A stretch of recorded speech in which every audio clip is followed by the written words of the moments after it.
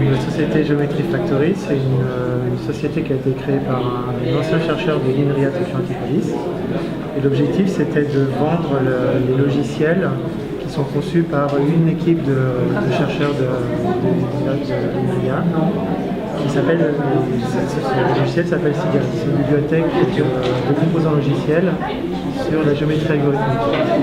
Donc on fournit des structures de données, des algorithmes pour traiter des surfaces triangulées, par exemple calculer les intersections entre surfaces triangulées. Ça peut être aussi des outils de cartographie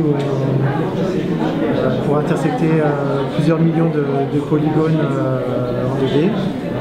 Et comme ce qu'on vend, c'est des composants logiciels, les clients de notre société sont aussi des développeurs qui ont besoin de ces algorithmes et ces structures de données. C'est une bibliothèque qui est en C++ et qui utilise la programmation générique pour pouvoir s'adapter le plus possible aux besoins des clients. C'est assez varié parce que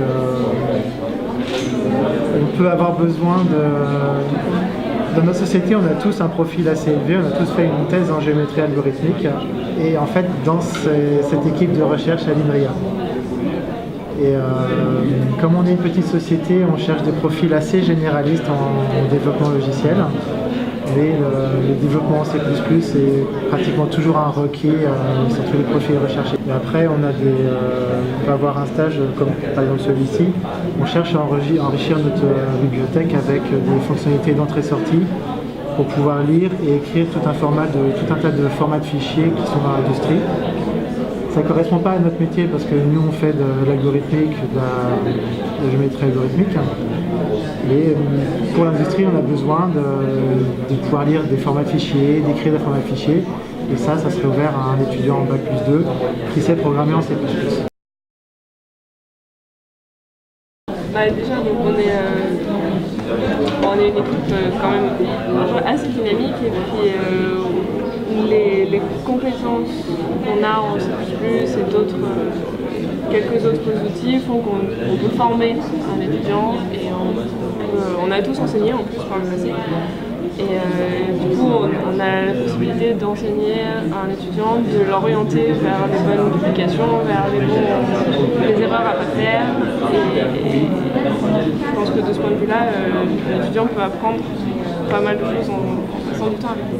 Quel que soit son niveau en C++, il va forcément apprendre des choses parce que le type de C++ qu'on utilise est assez haut niveau, beaucoup de programmation générique, des choses qui sont assez rarement enseignées dans les écoles.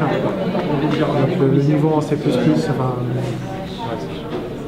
il y aura au moins un enrichissement de l'étudiant à ce niveau-là.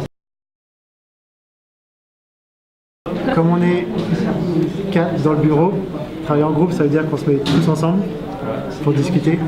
Mais après, on travaille beaucoup en autonomie et quand on prend un stagiaire, ça sera un travail en binôme.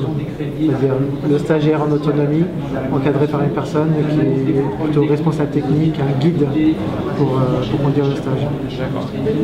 Notre fonctionnement, c'est globalement tous en autonomie et chacun en autonomie une fois par semaine.